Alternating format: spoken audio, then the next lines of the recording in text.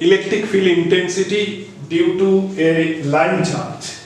So here we have to draw a diagram y1, y2 be a line charge, and to find electric field intensity at a distance r, we have to consider this type of cylindrical Gaussian surface.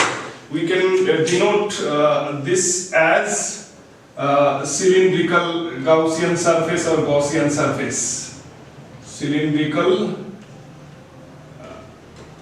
Gaussian surface of radius r. Here r is the distance of the point A from this line charge y1, y2, and r is also the radius of the cylindrical Gaussian surface.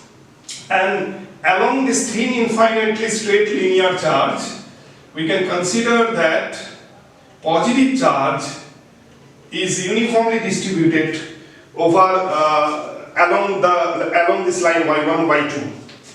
And here this line charge has linear charge density lambda, and we consider Q be the total charge. And also we have to assume that a small area ds, that can be denoted by these shaded lines. This is small area ds. ds and vector ds will be small area vector or element area vector which acts perpendicular to the curved surface of this Gaussian surface. And at A, if unit positive charge is placed, that will be repelled with a force which is also known as electric field intensity at a distance r from this line charge. So here ds be the small area at A on this cylindrical Gaussian surface. And what about vector E? Vector E, which is the electric field intensity at the point A on this surface, acts normal to the curved surface of the cylindrical Gaussian surface.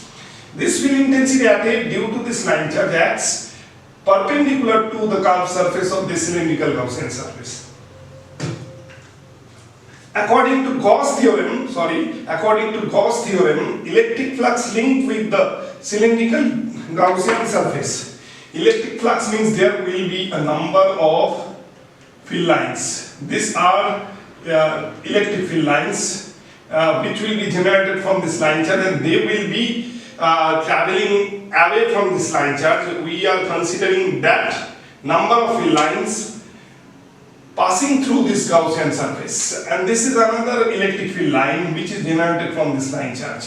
According to Gauss theorem, electric flux linked with this cylindrical Gaussian surface. Electric flux generated from this line charge and electric flux passing through this cylindrical Gaussian surface will be what we can move to the next page.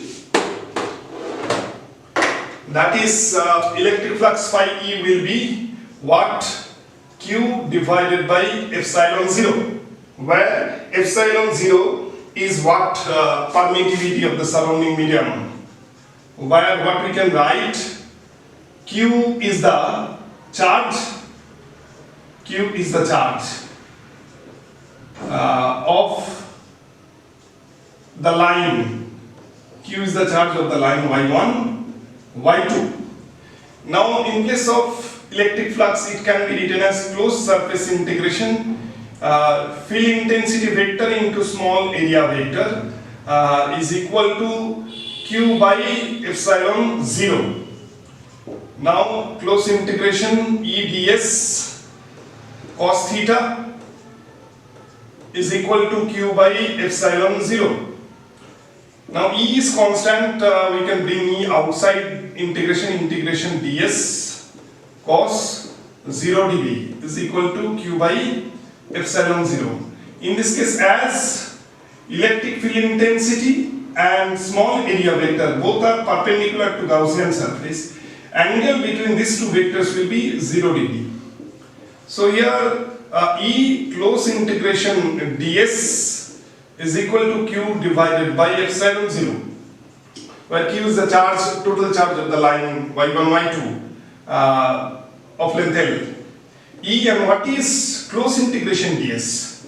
Where close integration ds is actually 2 pi r into L, which is what?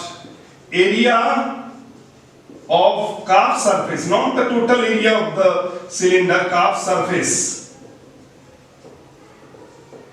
of the cylinder, which is assumed that the cylinder encloses the line charge of the cylinder.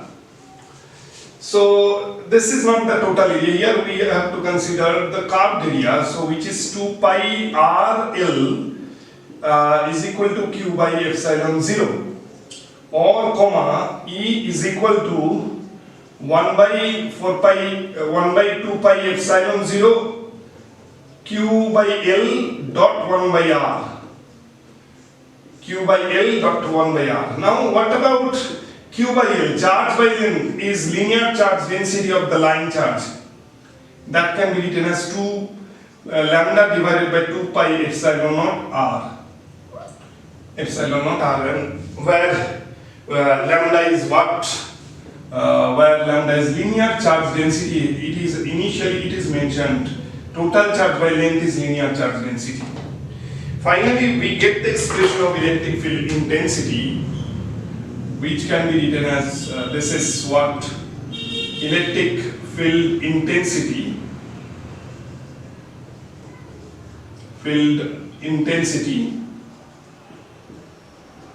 at a distance r, at a distance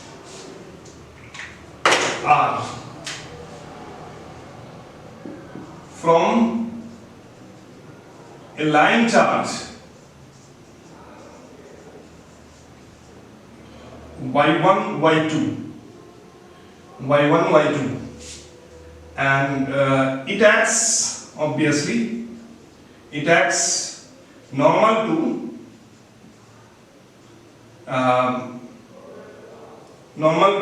the curved surface of cylindrical Gaussian circuits, and it acts away